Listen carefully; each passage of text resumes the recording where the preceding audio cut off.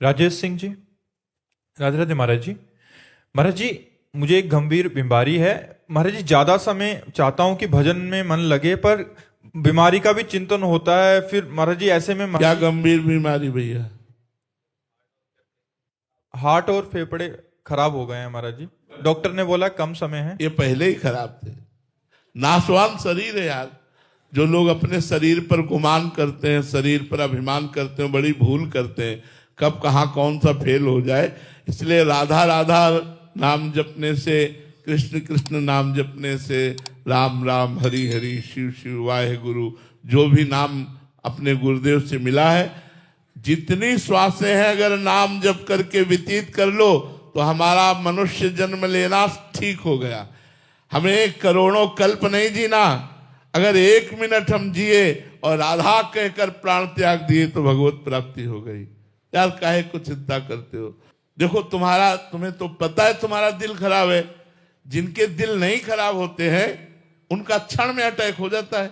नहीं हो जाता? खा रहे हैं, कवल पूरा नहीं गया होते, गा रहे हैं, नाच रहे हैं और अटैक हो गया, अब चले। इसका नाम मृत्यु लोक है। यहां हम सब मरेंगे, आज नहीं तो कल। इसलिए तैयारी कर लो मरने की। जो पहले से तैयार न थे, पछता पछता कर चले गए। हम तुम सबको जाना है, जाने की तैयारी कर लो। रहे न रावण सम अभिमानी, हिरण्याकश्यप सम वरदानी। खान विभव की खान, जगत में कुछ दिन के मेहमान। भज लो श्री भगवान, जगत में कुछ दिन के मेहमान। सब यही पड़ा रह जाएगा। बस गुरु प्रदत्त नाम जप लो यार, बेड़ा पार हो जाएगा। हम आपसे सच्ची कहते हैं, हम ऐसे मस्त रहते हैं, पूछो मत। हमारी मस्ती ही तो तुम्हें घसीट के लाई है।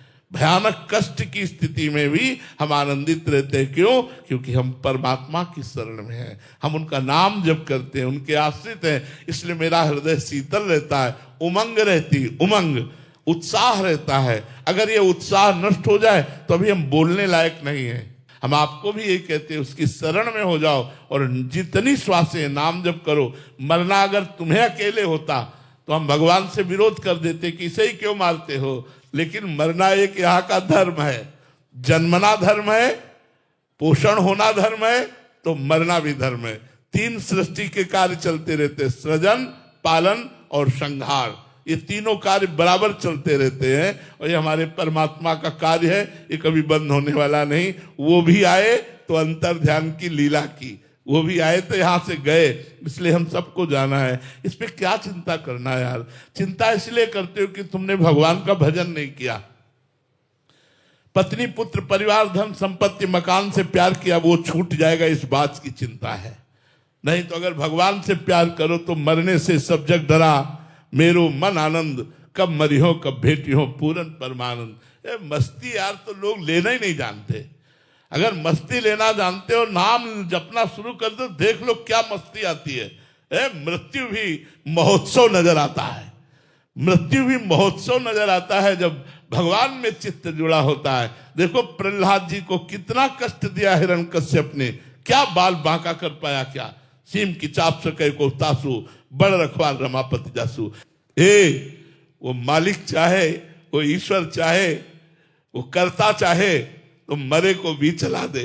इसलिए उसके भरोसे हो जाओ। अब आपसे कहते हैं उसके भरोसे हो जाओ, आनंद मगन रहोगे।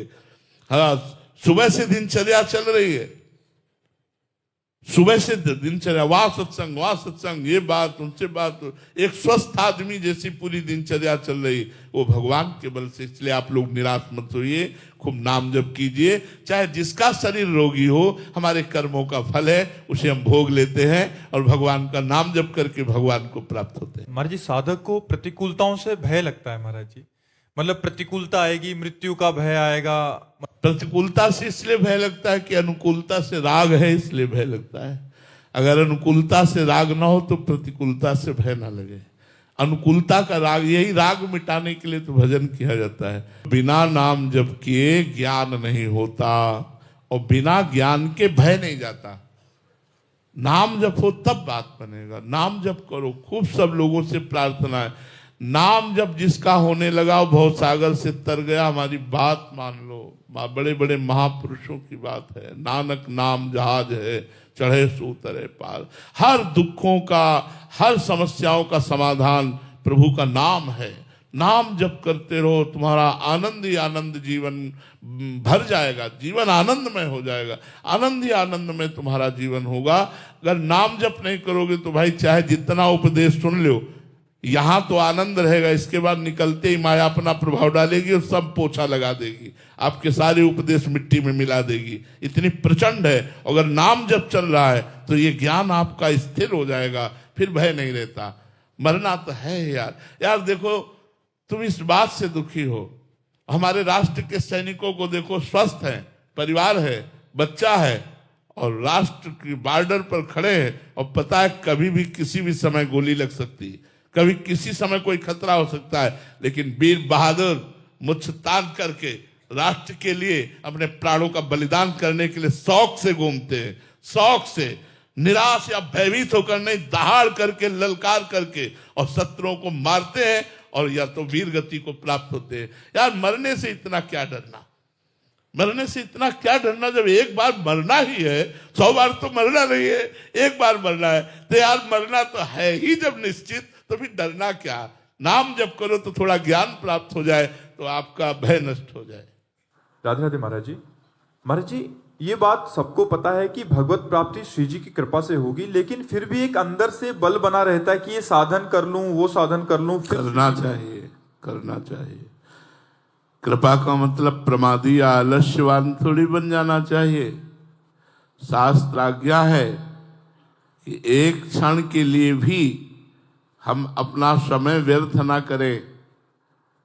गुरु के मुख से निकला हुआ जो नाम है वो प्रतिपल नाम जप करें, शास्त्रों का स्वाध्याय करें, अपने कर्तव्य का पालन करें, परिवार की सेवा करें, समाज की सेवा करें। इसी से तो भगवत प्राप्ति होती है। भगवत प्राप्ति कृपा से होती है, तो हम कायर बनकर बैठ जाएं क्या? हम अपना समय व्यर्थ नष्ट करें क्या? हम क्या विषय प्रपंच में लगे रहें? नहीं, हमें चाहिए हमारा एक एक मिनट, एक एक क्षण प्रभु के पावन नाम जप में जाए, भगवान की लीला कथा सुनने में जाए, संत समागम में जाए, समाज सेवा में जाए, राष्ट्र सेवा में जाए, और भरोसा रखें कि भगवान की कृपा से हमें भगवत प्राप्ति हो जाएगी। ऐसे चला जाता है। भव्या मिश्रा जी, वाराणसी से। राधे राधे महाराज जी।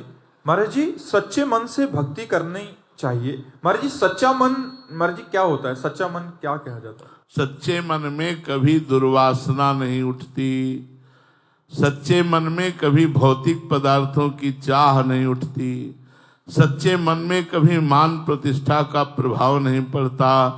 केवल एकमात्र भगवान मिल जाए, भगवान के विरह में रोना, भगवान की ही रूप माधुरी का चिंतन करना, भगवान के लीला गुणों का श्रवण करना, और हृदय में ये ठसक आ जाए, मेरे तो गिरधर गोपाल, दूसरों न कोई। यह है सच्चा मन। बस एकमात्र अपने ईश्वर में, अपने इष्ट में रति हो जाना, किसी भी प्रकार की कोई चाह न रह जाना। जाहि न चाही कबहु कछु, तुम सन सहज स्नेह, बसहु निरंतर दासुर सो राउर निजगे। जिसके मन में अन्य कोई चाह नहीं रह जाती, उसका मन ही भगवान बन जाता है। इंद्रियाणाम मनश्चास्मि, इंद्रियों में मन मैं हूं, भगवान कहते हैं। मन रूपी मंदिर में भगवान का साक्षात्कार हो जाता है। जब तक भोगों की चाह रहती है तब तक मन मलिन रहता है, जब तक सम्मान प्रतिष्ठा की चाह रहती है तब तक मन मलिन रहता है, जब तक राग द्वेष रहता है तब तक मन मलिन रहता है। जब मन इन द्वंद्वों से अतीत हो जाता है और निर्मल भाव में भगवान के चरणारविंद के चिंतन में तन्मय रहता है, तब वो पूर्ण पवित्र माना जाता है। ये अन्य चाहों का नाश होना ही मन का निर्मल हो जाना है।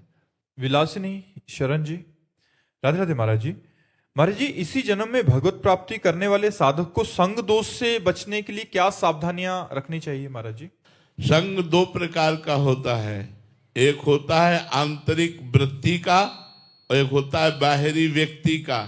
बाहरी व्यक्ति के जिसके संग से भगवान का विस्मरण हो, गंदी बातों की वृद्धि हो, राग द्वेष बढ़े, ऐसा संग त्याग देना चाहिए। जाके प्रिय न राम अभय देही, तजिए ताहि कोटि बैरी सम यद्यपि परम स्नेही। जिसके हृदय में भगवान के प्रति प्रेम ना हो, माया प्रपंच की ही चर्चा करता हो, राग द्वेष की चर्चा करता हो, नशा करता हो, गंदे आचरण करता हो, इनका संग त्याग देना चाहिए। और अंदर की वृत्ति, जो गंदी वृत्ति है, जो गंदी बातें अंदर प्रेरणा दे रही हैं, उनका त्याग कर देना चाहिए। अंदर की वृत्ति और बाहर के व्यक्ति, इन दोनों कुसंगों का त्याग करने वाला और साधु संग करने वाला, वो भगवान के मार्ग में इसी जन्म में भगवत प्राप्ति कर लेगा। सतरति सतरति सा लोकांतार्यति। किसी से ममता नहीं, न अपने शरीर से, न शरीर संबंधियों से। एकमात्र अपने इष्ट देव के चरणों में ममता हो जाए और निरंतर नाम जप चले, बेड़ा पार हो गया। अंदर की वृत्ति और बाहर के व्यक्ति के कुसंग से बच जाए तो सत्संग का प्रभाव उसके ऊपर चढ़ जाए। मदन दवनी सखी जी लखनऊ से। राधे राधे महाराज जी। महाराज जी, साधक के लिए सबसे घातक अपराध कौन सा है जिससे भक्ति नष्ट होती? वैष्णव अपराध, साधु अपराध, इससे बड़ा कोई घातक अपराध नहीं है। यदि संसार में कोई पाप बनता है तो तीर्थों का अवगाहन करने से पाप नष्ट हो जाते हैं। यदि तीर्थों में पाप बन जाता है तो तीर्थराज प्रयाग में स्नान, त्रिवेणी संगम, गंगा यमुना सरस्वती त्रिवेणी संगम में स्नान करने से पाप नष्ट हो जाता है। यदि प्रयागराज तीर्थ में पाप बन जाए तो भगवान की दिव्य पुरियां हैं, उनमें दर्शन करने से, वास करने से पाप नष्ट हो जाता है।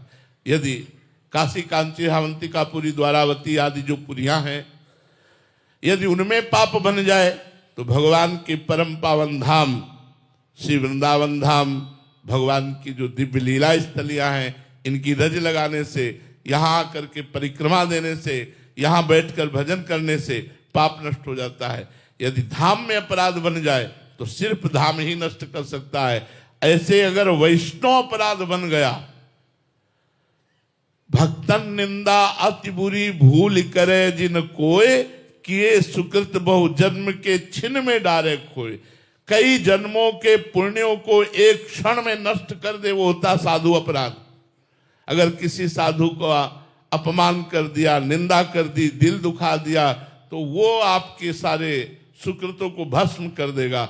और पाप तो नष्ट होने के उपाय है, लेकिन अगर संत अपराध बन जाए, भक्त अपराध बन जाए, तो कुल सहित उसके परिवार को नष्ट कर देता है। साधु अवज्ञा तुरंत भवानी, कर कल्याण अखिल के हानि। साधु का जो अपराध करता है उसका पतन हो जाता है, उसके पुण्य नष्ट हो जाते हैं। इसलिए विश्व में सबसे भयानक अपराध है वैष्णव अपराध। वैष्णव निंदा सुनना, वैष्णव निंदा करना, वैष्णव का दिल दुखा देना, वैष्णव को दंड देना, वैष्णव को मारना पीटना, ये सबसे बड़ा भारी अपराध है। और इस अपराध का मोचन भगवान भी नहीं करते, उसी भक्त के द्वारा हो सकता है। जिस भक्त को सताया वो क्षमा कर दे तो तुम्हारा अपराध क्षमा हो जाएगा, अन्यथा नहीं, फिर भोगना पड़ेगा। अवश्य में भोक्तव्य। नित्य किशोरी शरण जी। राधे राधे महाराज जी। महाराज जी, आपका भी ग्रस्त से ही रिलेटेड प्रश्न है कि कह रहे हैं कि संसार में रहते हुए नौकरी करना पड़ता है महाराज जी, व्यापार करना पड़ता है, तो ऐसे में कई बार संसारिक जनों से भारी प्रतिकूलता भी मिलती है। महाराज जी, ऐसी स्थिति में एक साधक कैसे व्यवहार करे कि अंदर से भगवत भाव करते हुए ऊपर से विरोध या उचित प्रतिरोध करे या फिर पूर्ण शरणागत हो जाए? देखो, जब प्रतिकूलता मिलती है तो हमें दो विचार करने चाहिए। पहला विचार ये करना चाहिए कि हमारे किसी पाप को भस्म करने के लिए लीला हो रही, क्योंकि प्रतिकूलता में हृदय जलता है ना। जब कोई हमसे प्रतिकूलता का व्यवहार करता है तो हृदय जलता है, और जब हृदय जलता है तो पाप नष्ट होते हैं। दूसरी बात, भगवान हमको अनुकूलता और प्रतिकूलता में सम बनाना चाहते हैं, इसलिए मुझे प्रतिकूलता दे रहे हैं। इसके अंदर प्रेरणा तो भगवान ने ही की है कि इसको गाली दो, इसके साथ बेईमानी करो, इसको धक्का मारो। तो जब मेरे भगवान मुझे गाली दिलाना चाहते हैं तो मुझे सहना चाहिए। मैं भक्त हूं, मैं सहना। अरे देखो, बड़े बड़े महापुरुषों के चरित्र पढ़ के देखो, कितना कष्ट दिया गया और वो कह रहे तेरा किया मीठा लगे। आप विचार करके देखो, हम तो थोड़ी प्रतिकूलता नहीं सह सकते, अपने इष्ट के द्वारा विधान किए गए, और महापुरुषों ने प्राण त्याग दिए, लेकिन आह नहीं कहा, तेरा किया मीठा लगे। ये बड़ी बात है। तो हम लोगों को चाहिए कि हम जब कोई प्रतिकूलता दे तो दो भावों को रखें। पहला भाव, मेरा कोई किया हुआ पाप नष्ट हो रहा है, चुपचाप सह जाओ।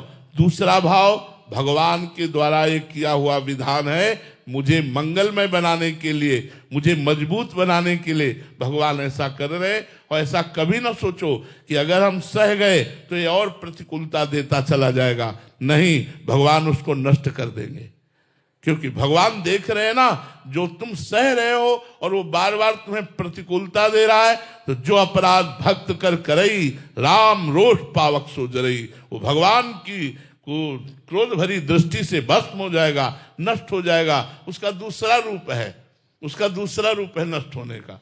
आप चुप हो जाओ तो वो बोल पड़ेंगे, और वो बोल पड़ेंगे तो सामने वाले का हिसाब किताब बहुत बढ़िया हो जाएगा। आप बोल पड़ोगे तो कुछ नहीं होने वाला। आप चुप रहो, उनको बोलने दो, उनको हिसाब करने दो। सह जाओ, सहत सहत बाढ़े भगति, गृह तन गुरु हितगार। जो जितना सह गया उतने ऊंचा महात्मा बन गया। सहनशील ही महात्मा बनता है, सहनशील ही महान होता है। इसलिए सह जाओ, प्रतिकूलता को सह जाओ, ये तुम्हें भगवत भक्ति को बढ़ाएगी और भगवान की प्राप्ति में सहयोग करेगी। रितिका अग्रवाल जी, राधे राधे महाराज जी। महाराज जी, अगर किसी साधक के गुरुजी अंतर्ध्यान हो जाएं तो उसे क्या करना चाहिए? अपने गुरुजी की छवि और पादुका को और अपने गुरुजी की वाणी को गुरु का साक्षात स्वरूप समझ करके उन्हीं का सेवन करना चाहिए। गुरु की पादुका का सेवन करने से गुरुजी का पूजन हो जाएगा, और गुरुजी की वाणी का आज्ञा पालन करने से सदैव गुरु के सानिध्य का अनुभव माना जाएगा। गुरुदेव का सानिध्य उतना श्रेष्ठ नहीं है जितना गुरुदेव की वाणी का सानिध्य श्रेष्ठ है, क्योंकि वाणी जी ही गुरुदेव के स्वरूप का अनुभव कराती है। गुरु के समीप रहते हुए भी लोग गलत कर सकते हैं, लेकिन गुरु वाणी का आदर करके और गुरु वाणी को अपने जीवन में उतार लिया जाए तो आपसे गलत नहीं हो सकता, आपसे अधर्म नहीं हो सकता। गुरु के समीप रहकर आप मनमानी आचरण करके नरक जा सकते हैं, लेकिन गुरु वाणी का आदर करके गुरु वाणी की आज्ञा का पालन किया जाए तो वो परम पद को प्राप्त होगा। इसलिए हमें लगता है जिनके गुरु अंतर्ध्यान हो गए, अपने गुरुवाणी को गुरुदेव माने, गुरु की पादुका का पूजन करें और गुरुदेव की ही आज्ञा के अनुसार चले, तो उनको किसी और गुरु बनाने की जरूरत नहीं है। एक ही गुरु से परम मंगल हो जाएगा। डॉक्टर ऋचा झा जी, तमिलनाडु से। राधे राधे महाराज जी। महाराज जी, ग्रस्त जीवन हमें अधिक से अधिक संग्रह और सामर्थ्य बढ़ाने की प्रेरणा देता है, जबकि भक्ति मार्ग त्याग, दान और समर्पण का मार्ग दिखाता है। ऐसे में ग्रस्त की महत्वाकांक्षाओं और भक्ति की शरणागति के बीच में संतुलन कैसे साधा जाए? बिल्कुल बिल्कुल, बहुत अच्छी तरह से किया जा सकता है। जैसे हमें अपनी श्री जी की सेवा के लिए रोज नई पोशाक चाहिए, हमें अपने श्री जी की सेवा के लिए नवीन नवीन सुंदर भोग चाहिए, हमें अपने श्री जी की सेवा के लिए इत्र चाहिए, अपने श्री जी की सेवा के लिए पुष्प चाहिए, हमारी श्री जी की सेवा के लिए गान बजान चाहिए, सुंदर राग रागिनियों के द्वारा उनको हम रिझाएं।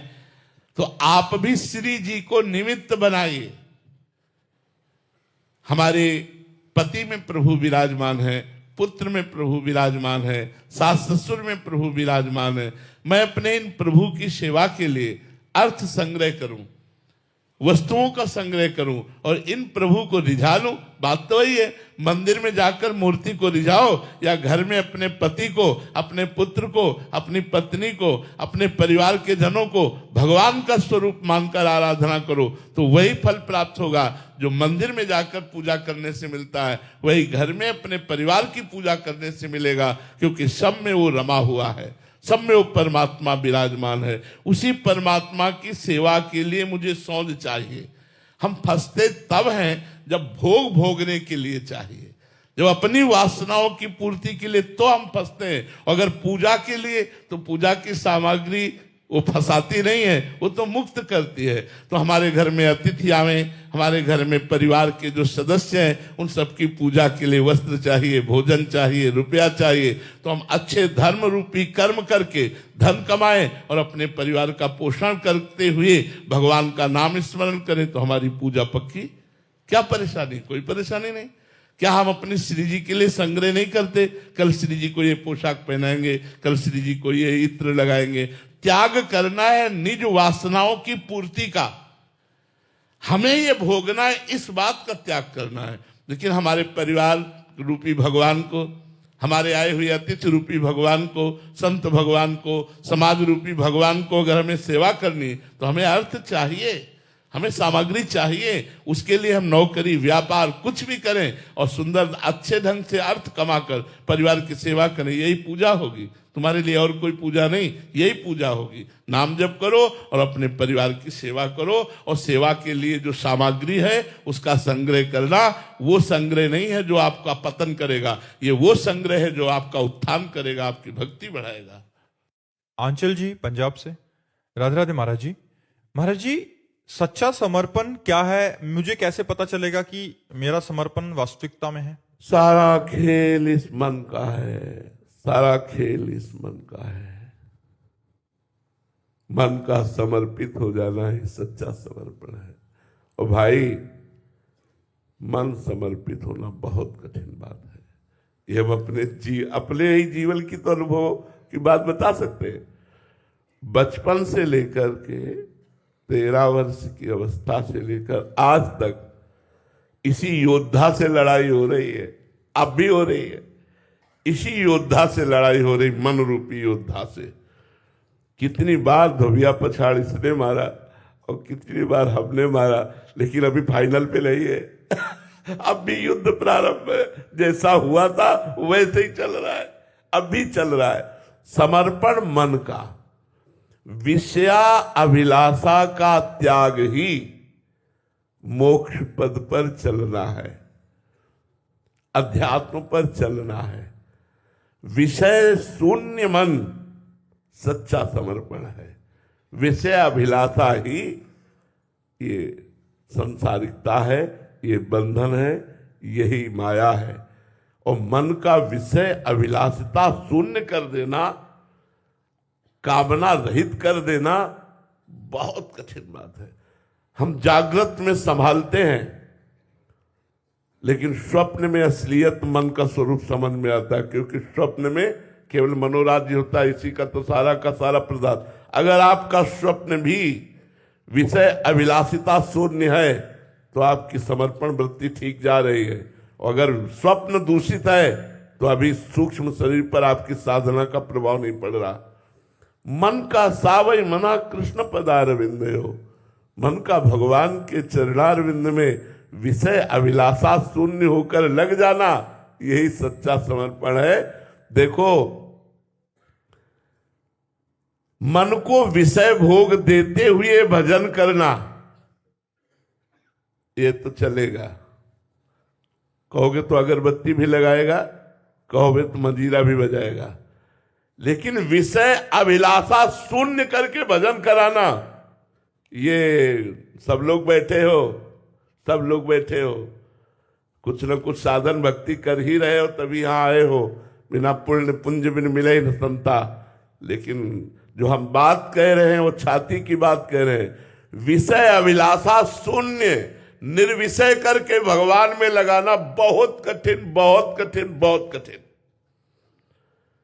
यह ऐसा योद्धा है कि बड़े बड़ों को छाचित पछाड़ता है, बड़े बड़ों को छाचित पछाड़ता है। महावीर कौन जो मन को परास्त कर दे, परमार्थी कौन जो मन को निर्विषय कर दे। बहुत कठिन बात है। शायद है हमारी बात कोई समझ पा रहा हो। ये बात कोई साधक ही हमारी बात समझ सकता है कि जिस समय मन विषय अभिलाषा से युक्त हो और उसको विषय ना दे करके भगवत चरणारविंद की तरफ बढ़ाओ, फिर जब वो ताल ठोक के विरोध करता है मन। अभी आपने मन का विरोध देखा कहाँ है? यहाँ पूरी जिंदगी हुई जा रही उसी का विरोध करते हुए आज भी। तभी कहा कि जैसा युद्ध प्रारंभ हुआ था वैसा ही चल रहा है। आज भी चल रहा है, और शायद मरते दम तक हम ये नहीं कह पाएंगे कि विजय श्री मिली। वो भगवान बोलेंगे, हम नहीं बोल पाएंगे।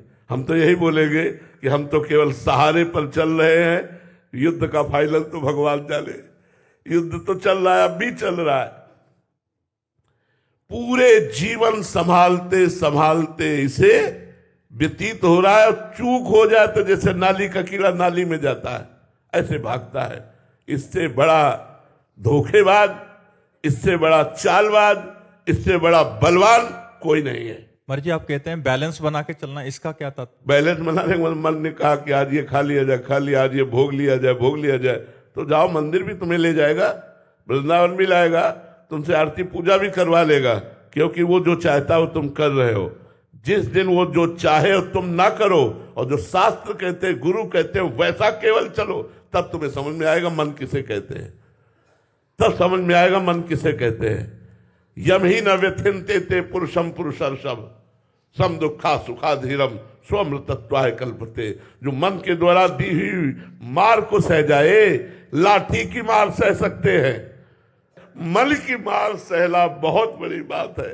जो बहादुर हालात घोषों की मार, डंडों की मार सहने के लिए तैयार है, वो मन की मार नहीं। यम ही न व्यथिनते पुरुषम पुरुषर्षभ सम दुखा सुखाधीरम स्वमृतत्वाय कल्पते। मन को जिसने मार दिया, मार देने का मतलब निर्विषय कर दिया। मन मार्या तन बस में कीन्हा, हुआ भरम सब दूर, बाहर से कछ दिखत नाही, अंदर चमके नूर। आपो त्याग जगत में बैठे नहीं किसी से काम, उनमें तो कछु अंतर नहीं, संत कहो चाहे राम। अगर मन को निर्विषय करके भगवान में लगा दिया तो भगवान तुम्हारी चरण रेणु लेने के लिए लालायित है। जिनके लिए महिमा गाई गई शास्त्रों में, जिनके वेद नेति नेति कहते हैं, वो कह रहे हैं निरपेक्षम मुनिम शांतम निर्वैरम समदर्शनम अनुब्रजाम्यहम नित्यम पुरीयत्यंगुरेण भी। जो किसी भी विषय की, व्यक्ति की, वस्तु की, स्थान की अपेक्षा नहीं रखते, निरपेक्ष है और निरंतर मननशील है, भगवत चिंतन परायण है, शांत है, कोई भी द्वंद्व जिनको अशांत नहीं कर पाता, मान अपमान सुख दुख लाभ हानि निंदा स्तुति, और कभी किसी से वैर जो नहीं करते, अजात शत्रु हैं जो, निर्वैरम और समदर्शनम, सब जगह एक परमात्मा को देखते हैं। ऐसे संतों के पीछे मैं इसलिए डोलता हूं कि उनकी चरण रज मेरे ऊपर पड़ जाए और मैं पवित्र हो जाऊं। अनुब्रजाम्यहम नित्यम पूयत्यंगुरेण भी, निरपेक्षम, किसी की अपेक्षा नहीं। बहुत बड़ी बात है भाई, बहुत बड़ी बात है। हम लोग अंदर की बात जब देखते हैं तो केवल इतना ही है, हम आपको बताएं, पूरे जीवन की साधना का सार क्या मिला है? इतना मिला है कि हे हरि मैं आपकी शरण में हूं, बस इससे आगे नहीं। सब कुछ करने पर भी आज मैं केवल इतना कहता हूं कि जो होगा वो भगवान की कृपा से हो सकता, मेरे बनाए करोड़ों कल्प तक नहीं बन पाता। बोलो आकाश को कैसे पकड़े? आकाश को पकड़ना है, कैसे पकड़े? अब वो आकाश ही कृपा करके हाथ लग जाए तो बात बन जाए, नहीं अपनी सामर्थ्य नहीं। ऐसे समझो हमारी हालत है कि हम उस अव्यक्त परमात्मा को जो कण कण में व्याप्त है कैसे प्राप्त कर सकते हैं? जब तक उसकी कृपा न हो तब तक ये मन विषयाभिलाषा में ऐसे लगा हुआ है, कैसे तुम्हें बताएं। दिन भर खींचते रहो अपनी तरफ और एक सेकंड का अवसर मिल गया फिर वहीं गिर गया जाके, तो बड़ी ग्लानि होती कि यार धिक्कार है ऐसे मन को कि शास्त्र श्रवण, गीता भागवत नाना प्रकार के वेद पुराण शास्त्रों का श्रवण करने पर भी, ये जानने पर भी कि ये सब मिथ्या है, सच्चिदानंद सुख भगवान है, फिर भी ये भगवान की तरफ जाकर विषयों की तरफ जाता है। तो सच्ची साधना का, सच्ची शरणागति का फल है मन का भगवान में समर्पित हो जाना, मन का निरंतर भगवान में चिंतन करना, निर्विषय होकर। शर्त है निर्विषय होकर। बहुत कठिन है, बहुत कठिन है। हम कह रहे हैं इसलिए कि उस मार्ग पर चल रहे त्राहिमाम त्राहिमाम। ये मन जो व्यथा देता है, अच्छे अच्छे परास्त हो जाते हैं और इसीलिए फिर विषयों का बैलेंस बना लेते हैं। लेकिन ताल ठोक कर निर्विषय होकर भगवत मार्ग में चलना बहुत कठिन है। भगवान की कृपा, गुरु कृपा से ही निर्वाह हो सकता है, नहीं और सब बहुत सरल है सब। लेकिन मन को इच्छा रहित करके भगवान में लगाना सबसे कठिन बात है, और यही सच्ची शरणागति है। मन को मारना ही पड़ेगा महाराज जी। बिल्कुल, बिना इसको निर्विषय किए कोई भगवान को प्राप्त नहीं कर सकता। बिना निर्विषय जा ही न चाही कबों कछु, तुम सन सहज स्नेह बसो निरंतर तासुर सोराउर निजगे। इसीलिए कह रहे लड़ाई के चक्कर में मत पड़ो, राधा राधा कहो। कलयुग केवल नाम आधारा, सुमिर सुमिर नर उतरे पारा। अब हम लोगों को तैयार किया गया है, हजारों के कल्याण के लिए खुली तुम्हें बात कह रहे हैं। तुमको इतना कष्ट नहीं सहना पड़ेगा। संतों को भगवान तैयार करते हैं, अपने पार्षदों को, कि लाखों को करोड़ों को भगवत धाम पहुंचाया जाए। इसलिए उनको जला करके, सोना जितना तपाया जाता है उतना ही चमकता है। धार तभी बनती जब घन का प्रहार होता है। मिट्टी पात्र तभी बनती जब पैरों से रौंद कर, कूट करके, मसल करके एक भी कण उसमें कहीं कठोर न रह जाए, एकदम मलाई जैसी, तब चाक पे रख करके उसको आकार देकर, सूर्य के ताप से तपाकर, अग्नि की ज्वाला में पकाकर, तब रस ग्रहण योग्य वो पात्र बनता है। ऐसे ही भगवान अपने जनों को परिपक्व करते हैं।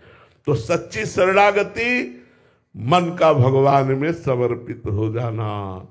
मन का समर्पित होता है सकल कामनाहीन जे राम भगति रसलीन। और कामनाहीन, मन तुम्हारा कह दे कि आज समोसा चटनी पाना है, अब देखो उसकी चाल, हर 2 मिनट में कहेगा आज समोसा चटनी पाना। नहीं यार, भजन करो चुपचाप। अब वो समोसा पूरा सामने आ गया, चटनी आ गई, जबान में स्वाद आ गया। ऐसा ये है कि जब तक इसकी बात नहीं मानोगे, खोपड़ी खा लेगा, खोपड़ी। आखिरकार बुद्धि को दस्तखत करना ही पड़ता। चलो भैया, वीर वही है जो ना ना ना, अब कर ले तुझे जो कुछ करना हो। और ये वो वही कर सकता है जिसने जलना सीखा, जलना। यम ही न व्यथ्यन्ते ते पुरुषम पुरुषर्षम। ये कोई साधारण प्रवचन की बात नहीं कह रहा हूं, ये छाती की बात कह रहा हूं, जिसपे चल रहा हूं और जिसपे चले हैं।